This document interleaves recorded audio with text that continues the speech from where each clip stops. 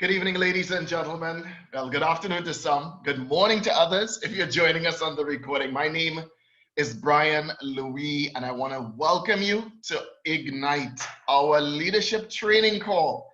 Very excited about Emery and so many people that are emerging, diamonds that are emerging. I see them. I see you.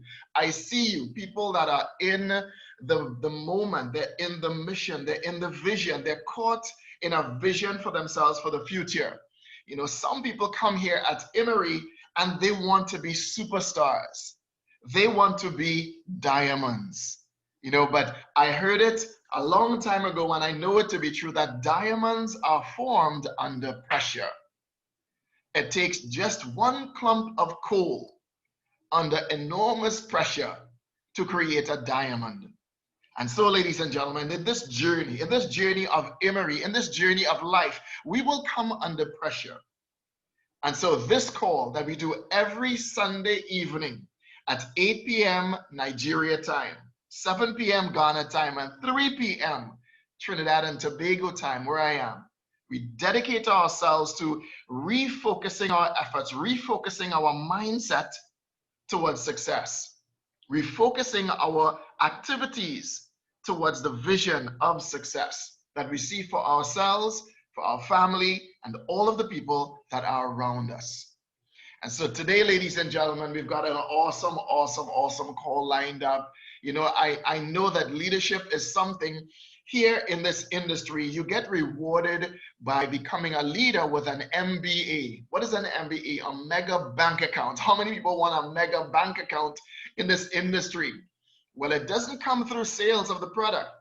It doesn't come just from recruiting the world. It comes from leadership. And so that's why you see on your screen, leadership is not born. No one is born a leader. That is a myth. Leadership is developed. And so tonight, what we're going to talk about is we're going to talk about something that most people in this industry have trouble with. I could tell you, ladies and gentlemen, I did this call with a few specific people in mind. Every time I get myself prepared for our leadership call, I think about our eagles. I think about the people that are becoming leaders in our company and leaders in this industry. And I think specifically about their journey to diamond. You see, I remember when I was just a brand new distributor in this industry, and I saw myself as a diamond. And I remember that there were many things that I had to adjust inside of myself in order to be willing, ready, able to help other people on that journey as well. And so here I pulled out an amazing quote from Dennis Waitley. He says, "No one is born with self-confidence. Self-confidence is learned and earned with experience." How many of us on this call, we know that there are times when it's self-confidence, fear, that stops us from doing amazing things. I'm working with a small group of men and women, and we're doing something differently. We're doing something amazing, something that's never ever been done, certainly in Emery, and from what I know in this industry. We're doing something that is very different, that is now completely and 100% in alignment of our goals. But there's one thing that's stopping them from reaching their fullest potential, and that's fear. And so where does that fear come from? It comes from our own self-confidence. It comes from what we tell ourselves about ourselves. And so I want you to know that no one is born with that confidence. For me, Brian Louis, I wasn't born with this confidence. I wasn't born with a desire to be a diamond. I wasn't born with it. I had to learn it. I had to earn it. And so this call is designed to spark that champion flicker inside of you. To now allow you to see the you that's inside of you, the greatness that is inside of you. Again, no one is born with it. No one is born with that self-confidence. It's learned and it's earned, but only through experiences. And so, ladies and gentlemen, I want you to listen very, very carefully to this video presentation that I'm about to share. You know, I deliberately messaged a few people that are on this call, and I said, you want to now take some notes. Write down some things. I know that there are some sentences, there are statements that you're going to hear now that is going to spark something inside of you. And I don't want to waste it. I don't want to waste it by trusting it to your memory. I want you to be able to write it down. There's some specific nuggets inside of here, specific things in this video that can help you. So, ladies and gentlemen, please watch this video.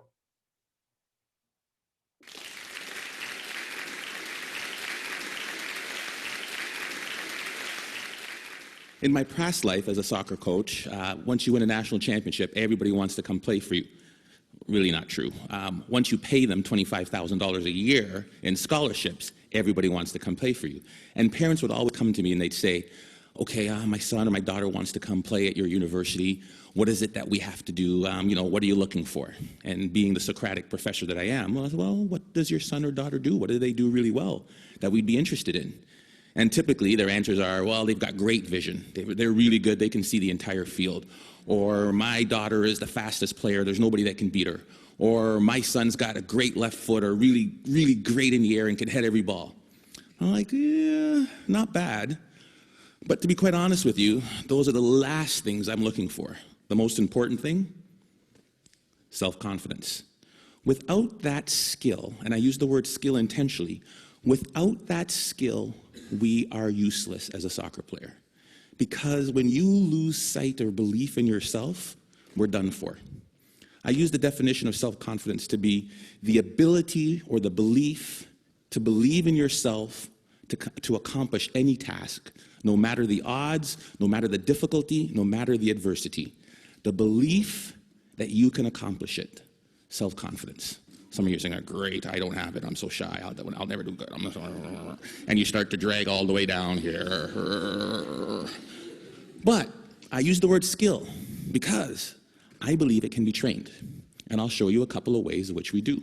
Hopefully I won't run out of time. I don't use any slides because my speech always goes here, here, or here. So we'll see which way we get to. The easiest way to build self-confidence. There's no magic button. I can't say, hey, this plane is going down. Who can fly it? Put your hand up. I can. I'm confident. Repetition, repetition, repetition. Right? What does Malcolm Gladwell call it? The 10,000-hour rule? There's no magic button. I recruited a goalie from Colombia, South America one year. Big, tall, 6'3" man. You know, he had hands like stone. I thought he was like Flipper. Every time I throw him the ball, down onto the ground. I was like, oh my God, we're in trouble. Simple solution. Get to the wall, kick a ball against the wall and catch it. Kick the ball against the wall and catch it. His goal was 350 a day for 8 months. He came back, his hands were calloused, the moisture on his hands were literally gone. He is now playing in Europe. Magic? No. Repetition, repetition, repetition. The problem is we expect to be self-confident, but we can't be unless the skill or the task we're doing is not novel, is not new to us. We want to be in a situation where we've had so much pressure in that, and what I mean, because pressure builds diamonds, we want to be in a situation where, hey, I've done this 1,000 times. I did my speech, and I practiced in front of the mirror. Hey, I'm sounding good. And then I went in front of my kids and my wife. I was like, oh gosh, got a little nervous. And then I get in front of Glenn Gould. Oh my goodness, I'm a little more nervous. By the time I get to the ACG, where 2,500 people, can't say any more, right? 2,500 people, where 2,500 people are there, I won't have a single ounce of nervousness because of my ability to practice, right? Over and over and over again. The problem with repetition is, how many of us bail after the first bit of failure? How many of us bail after the first bit of adversity?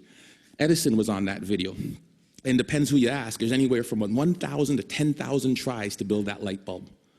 1,000 to 10,000. J.K. Rowling should be on that video. You know how many publishers she took her Harry Potter book to? I believe the number was 12 or 13. I'm pretty confident, but after 2 or 3 no's, I'd be like, dang it. After 6 or 7, I'm like, maybe not. Definitely after 9 or 10, I'd be looking to be a soccer coach or something else beside an author. right? I mean, 12 times somebody said no. But practice, practice, practice, and do not accept failure. Maybe it shouldn't be repetition. Maybe the answer should be persistence, because we all repeat something, but very few of us really will persist. So that's one way to build self-confidence. Get out there. Do what you want to do and accept no, do not accept no. The other one is self-talk. We all have a self-talk tape that plays in our head. Anybody go shopping and put on a pair of pants this week? If you're a woman, the first thing that always comes, damn, I look fat in these pants.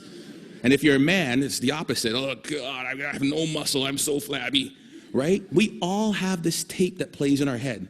As a student, if they asked me the question, it was like, oh, gee, please, professor, don't pick me. I don't know the answer. I look down, right? If you're let me tell you something, and the VP of Business Admin is here, so I shouldn't repeat this, but when they hired me as National Athletic Director, I sat in an architect's meeting, and I am about as dumb as a post when it comes to anything to do with numbers and angles. And they're like, the fundibulator valve of the architectural, what do you think, Dr. Joseph? Let me look into that for you and get back to you. Right? I was saying, oh, God, please don't ask me. Please don't ask me. We all have this negative self-talk that goes in our head. Guess what? There's enough people that are telling us we can't do it, that we're not good enough. Why do we want to tell ourselves that? We know for a fact that thoughts influence actions. We saw it there with the video Sheldon, Dr. Levy showed, right? We know that our thoughts influence actions. Why do we want to say that negative self-talk to ourselves? We need to get our own self-affirmations. Muhammad Ali, what was his self-affirmation? I am the greatest. Who else is going to tell you? There need to be quiet moments in your bedroom, quiet moments when you're brushing your teeth, that we need to reaffirm, I am the captain of my ship and the master of my fate. That is my affirmation. I came from a school of 1,000 people. I lived in a town of 1,000 people for 15 years. There's no reason that I should be in charge of an athletic department building Maple Leaf Gardens. But I am the captain of my ship and the master of my fate. If I don't say it, if I don't believe it, no one else will. How do you build self-confidence? Get away from the people who will tear you down. There's enough of that. Muhammad Ali, I am the greatest. There is no one better than me. It's a difference between hubris and ego and false pride. It's just reminding yourself in quiet, silent moments. I put it down on a list. It's right beside my mirror, right? About all the things that make me who I am. Because I make enough mistakes, and the newspapers will recognize it, and people around me will recognize it, and they'll tear me down. And pretty soon I'll begin to believe it. There was a time when my confidence was really low. There was a time when I took this job, when I came from Iowa, I don't know if I could do it. I had to bring out my self-confidence letter. A letter I wrote to myself when I was feeling good. Ivan, congratulations on getting your PhD before 40. I am 40, under. Congratulations on winning a national championship. Good job on raising 3 good kids and marrying the right woman. I wrote a letter to myself. It was my own brag sheet, my own letter about the things I was proud of. Because there are moments, and we'll all experience them in our career, in our life, in our job hunting, in our relationships, when we are not feeling good about who and what and where we are. And I had to bring out that letter and read it time and time again for a period of about 2 weeks to weather me through that storm. It was important. Stop the self-talk, the negative self-talk. If you'll watch, you'll see some athletes, they'll have a little bandage or a little brand around them. Lance Armstrong's a perfect one. What's his self-affirmation? Live Strong isn't a brand. It was to remind him of who he was. Live strong. Then it came a brand. He would move that from one arm to the next arm when doubt and fear came into his mind. Live strong. Put it on there. Let's go. We'll all have it. Replace it. 2 ways to build self-confidence. Worried about my time, I'm going to tell you of one way that you can build self-confidence in others. We are coaches and educators. We are teachers. We are people who will create value in the world. And in doing that, we are critical by the nature of what we do. I am a coach. I want you to score a goal. Ball went over high. Dang it, the ball went high. Thank you, coach, I know that. Feedback tells me that. So what do? I need you to put your elbow or here. I need you to put your knee over the ball. I need to follow through. Boom, land, great. Notice I never made it as a professional. What can we do? We fix mistakes. When I'm fixing that mistake, Johnny, this is terrible. You need to bend your knee. You need to do this. What have I done to Johnny's self-confidence? Bend your knee. Think of this. Think of this. Next thing you know, Johnny's crushed. Ignore what Johnny does wrong and find Bob or Sally or Frida over here. Great goal, Frida. I loved how you kept your knee low, you followed through, and you landed like this. Great job. Johnny, great. Johnny's not demoralized. His confidence isn't shot. And what I've done is I've built up Frida's. Imagine how we could change the way we parented kids. Instead of, get that glass off the counter, what's wrong with you? If we catch them while they're good. Great job. Great job. Thank you, Alice, for taking your glass to the counter. It sounds simple, but we forget about it. Or as educators, or somebody as a team, if we manage to praise the positive behavior that we wanted to reinforce. We forget it. It sounds so simple. Catch them when they're good. We forget it. It's simple. Here's what they did. There was a study in Kansas that did this. They did video, and we all do video, and we showed the video of them doing the run of the play. This goal happened because the basket wasn't protected. We didn't rotate here right. We needed to do this, and then to cover the slot. And if that's the baseline, improvement of the Kansas State team went like this. Then they said they ignored all of that, and they just showed them the times they did it right. The times they did it perfect, that presented no goals, spoke to the same points, improvement went like that. It changed and revolutionized the way we as coaches interact with our student athletes. We can apply that to the business world. We can apply that to our student group works. We can apply that to our management teams easily. Catch them when they're good. Last and certainly not least, my son is really good at this. Self-confident people interpret feedback the way they choose to. I asked my son, who is by the far terrible athlete, gets it from his dad. The games, they win 5-0. How was the game? Oh, great. I scored 3 goals. I got 2 assists. I'm like, I did not see him touch the puck. But he has his own perception of how he did. I love it. Right? I'm that guy. I'm like, I remember when I was taking when I met my wife, it was in the Commons. Polly, would you like to go to the movies? Ladies? Dingle, dingle, dingle. And she goes, no. I ask her again, because I think that she just hasn't seen me in the right light. Maybe that's not the wrong shirt on, right? Because I'm interpreting that the way I want to interpret it. Finally, I ask her out again. She gives me this one comment, right? Or she sent it through her friend, because that's the way you did it back then. She wouldn't date you unless it was the last person on Earth. The hell was freezing over. There was a small chance we had to save the planet Earth. Some people's like, there's no chance. I'm like, you're saying there's a chance. Right? Because that's how I'm going to interpret it. If I could give you one thing to take from this, it is, no one will believe in you unless you do. Listen to the words of that video. Here's to the crazy ones, the misfits, the rebels, the troublemakers, the round pegs in the square holes. We're supposed to be different, folks.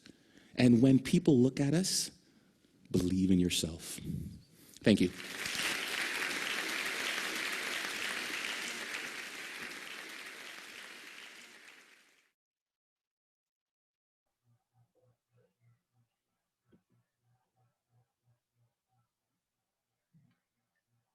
Wasn't that an awesome video?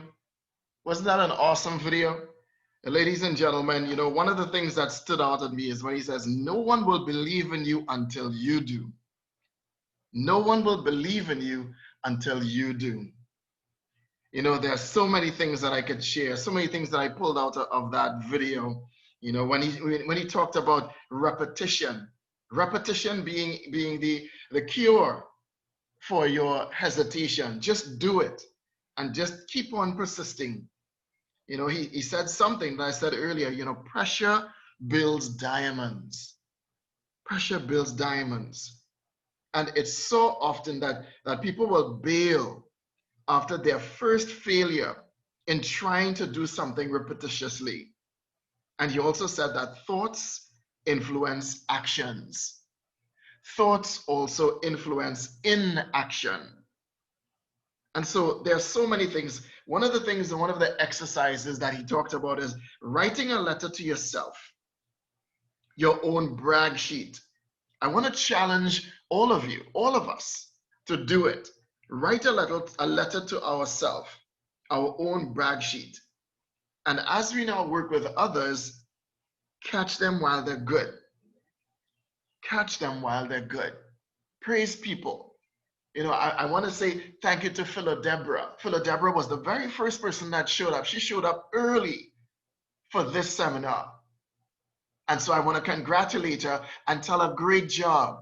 I'm happy that you were here early so that you were able to receive all of the information from this call. And so, ladies and gentlemen, let me just share a few more things before we wrap it up really, really quickly for today's Ignite. 5 things that you can do to help to boost your self-confidence. Number 1, use positive affirmations the right way. You see, positive affirmations are a method of practicing you are what you think about yourself.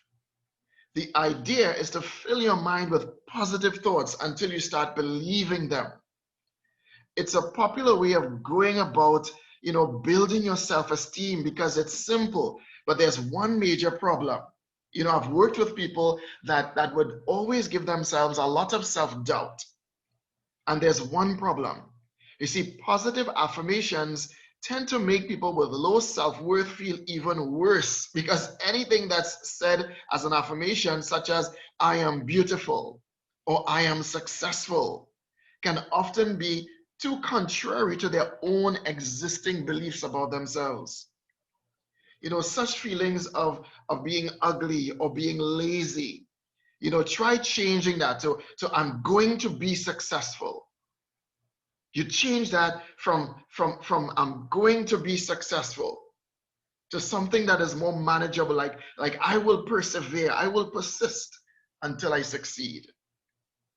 Number 2, identify what you're good at. I did a training a few weeks back and I was talking to the group about that. I was saying that you have to identify what it is that you are good at, what it is that you do the best, and then apply it to this industry and this business. For me, I do these trainings best. I put together these PowerPoint presentations best. So what I do is I learn the industry and I do my best to articulate it in a way that people can understand and execute. So identify what you're good at. Self-esteem grows when we actually demonstrate real ability and achievements in the areas of our life that matter to us. So as an example, maybe you're good at doing things fast. Then find a way to actually do something that you're comfortable with fast. If you're accustomed to talking to people fast, then use that to write scripts that allow you to now communicate with people, inviting them to Emory or presentations in a fast way. If you like to cook, if you're keen on cooking, throw a dinner party. You could still do it in the midst of this COVID-19 pandemic, but create a gathering. The key is to figure out your core skills and talents and find opportunities that will emphasize them in this journey. Number 3, learn how to accept compliments. The reason why I laugh is that the minute I say that, I'm thinking about people that I would say, man, you did great. That call that you did was so awesome. And it's difficult for them to even accept that compliment. Learn how to accept compliments. When we feel bad about ourselves, it's hard for anyone else to drag us out of that rut, to drag us out of that mindset. We tend to be more resistant to compliments at these times, even though this is when we really, really need it the most. Instead of shrugging off compliments as lies, You should set yourself the goal of tolerating compliments until you start to really, really receive them. Even if you feel uncomfortable, and you probably will, it will be worth it in the long run. The best way to stop yourself battling this problem is to prepare a set of responses to certain things and force yourself to use them until it's automatic. So for example, if you do the seminar and you're thinking, you know what, my energy wasn't right, or, you know, I don't feel good about it. I said this wrong. I said this badly. And I come on and I say, you know what, you were awesome. Just try a simple response as thank you, or how kind of you to say.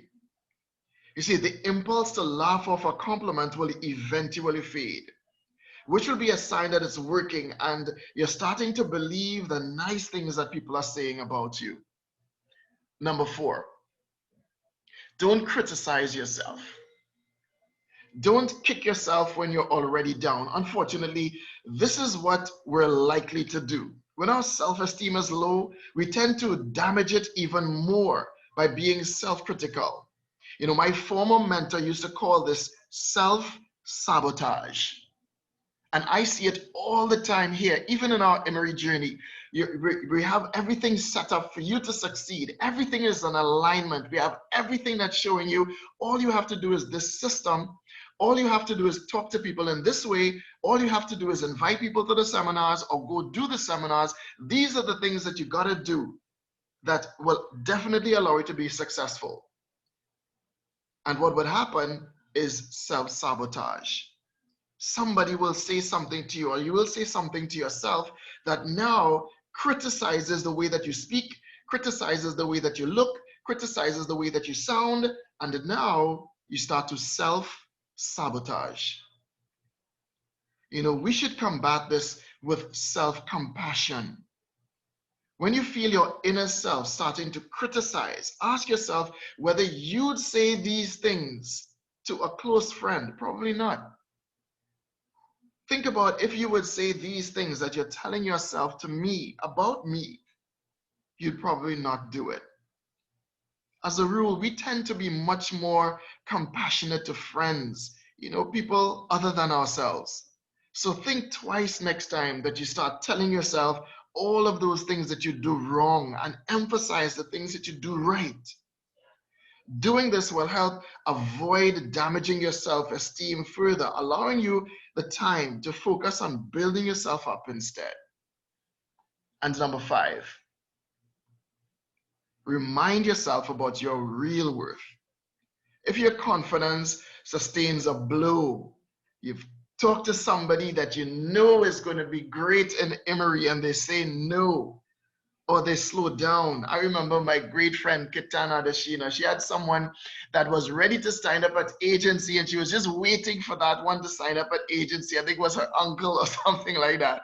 And she was waiting. She's like waiting for him to come up with the money. And then what happens? He then says, you know what? I got something else to do with the money. You know, that devastated her. How many people can relate to that? You see, this is the best way to revive it. If you get rejected by someone you've been talking to, someone that you've been around, make a list of qualities that you have that make you a great partner, such as being loyal, being dedicated, being emotionally available, being stable. This is going back to what the speaker was talking about, writing a letter to yourself about yourself. Your own brag list. You see, if you didn't get that promotion, you didn't get that person, you didn't get to that rank, elite pre-associate, elite associate, elite executive, you didn't get that promotion, jot down everything that makes you a valuable person, such as being reliable, being dedicated, being conscientious, sticking to it. Write a brief paragraph or 2 about why these qualities are important and why other people would appreciate you. You see, I write these calls. I sit down and I write these calls. Why? Because I know that there's somebody that's going to come and appreciate it. I know there's somebody who's going to be just like me, just like a Brian Louis 8 years ago, that found value in a call every Sunday night, keeping me in the journey, keeping me alive in the vision that one day I would be a diamond. I do this call with that vision in my mind. You see, you have to do this exercise for yourself every day for a week, or whether you feel that you need a pick-me-up. Building up your self-esteem isn't easy. It requires a bit of work, but the return is invaluable if you do it correctly. You'll find yourself developing healthier emotional habits, and you'll bounce back easier when you suffer these knocks in the future. You know, ladies and gentlemen, I'm going to be transparent and I'll share something with you. One of the killers here is being around people that kill your self-esteem. I'm going to share something with you right now. A little bit hard to share, but I'm going to share this with you right now. All 20 of you, I think, that's on here. 19 of you that are on here.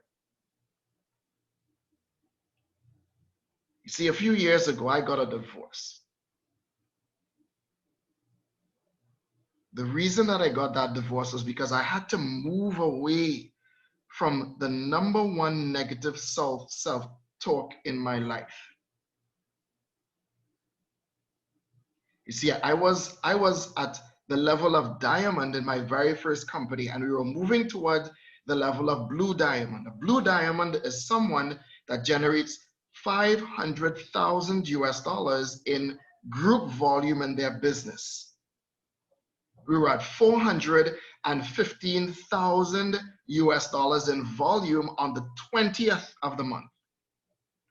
We had 10 days left in the month.